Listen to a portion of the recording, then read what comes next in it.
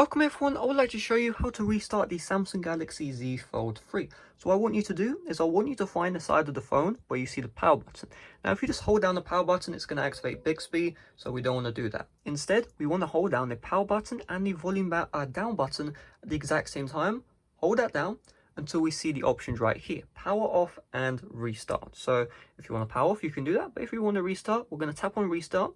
Tap on it again, and now your Samsung Galaxy Z Fold 3 will restart.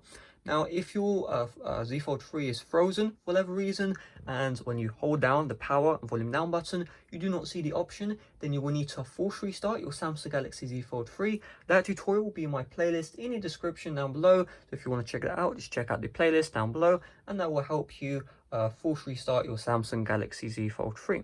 So hopefully this video helped you out. If it did, make sure to smash like, subscribe if you're brand new. You can see my Z Fold 3 is perfectly restarted without any issues. And yeah, see you guys later. Bye bye.